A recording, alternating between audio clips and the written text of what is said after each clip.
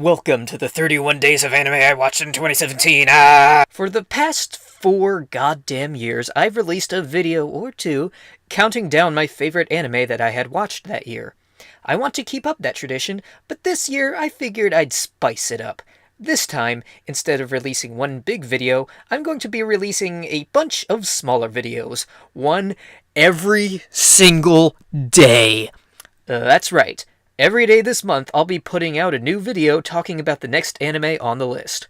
Tomorrow we'll be talking about what I ranked the 30th, the day after that the 29th, and so on until the end of December, the 31st, where I'll be talking about my favorite anime that I saw this year. As always, I'll be talking about not just 2017 anime, but whatever anime I happen to watch this year, no matter when it aired. And to get even crazier, all those old rules I used to keep are gone. That means I'll be talking about sequels and prequels to series I've already covered, and movies.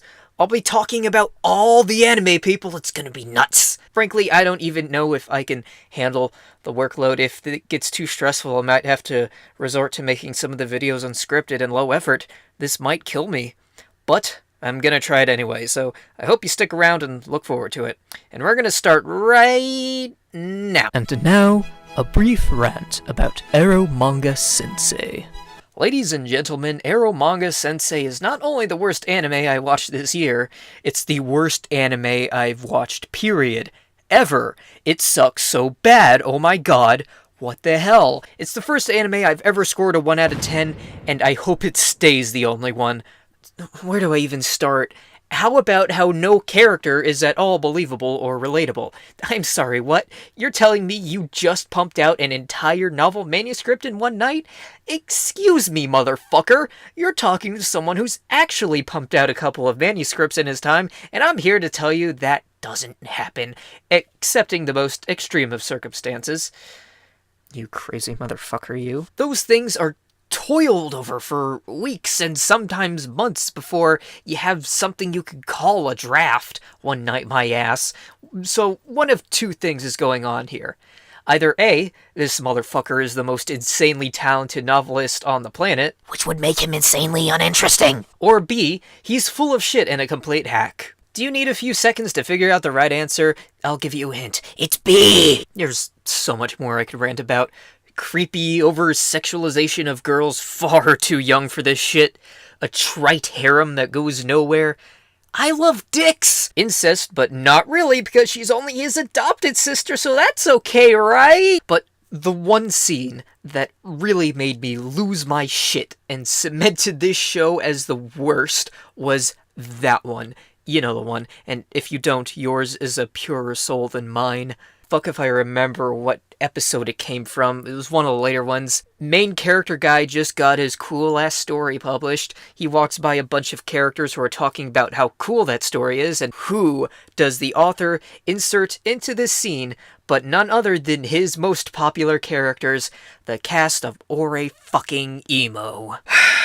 The author made his most famous character's cameo just so those popular characters could talk up how cool this new main character is, because hell knows the new main character wasn't doing a good enough job of that on his own. You know, if you're writing a story, and your main character does such a poor job of carrying the narrative that you have to reintroduce established and popular characters just so they can reassure the viewer, no, guys, really, this new main character is cool, just give him a chance, then you fucked up. Now, if I were a less, sophisticated sort of YouTuber, that would have been the part where I would have been screaming and yelling hellfire and damnation, cursing this blight upon the world of animation. But I'm not going to do that, because then I would be sinking to Eromanga Sensei's level, and I don't want to sink to the level of a show where a 13-year-old girl draws porn and hands it to her brother in a bid for his approval, and then the show makes a joke out of how she drew an anatomically incorrect penis. Just no. Look, I'm a guy who always tries to look for the good in things, and I also have very low standards. If you scroll through my mail, you'll see I score everything probably a bit too generously. That's because when I watch something, I first latch onto the good elements and then try to form a more critical view with those as the basis. I feel bad about rating something low when I got some entertainment out of it, and that's a personal failing. But when it comes to a show as low and vile as Eromanga Sensei, even my nice guy tendencies can't salvage a thing. That's because there's nothing to salvage, nothing to like, no good to latch onto, no element to praise. All I can offer this show is my utter contempt, and it deserves nothing more than a 1 out of 10. Thanks for watching day 1 of 31 Days of Anime 2017.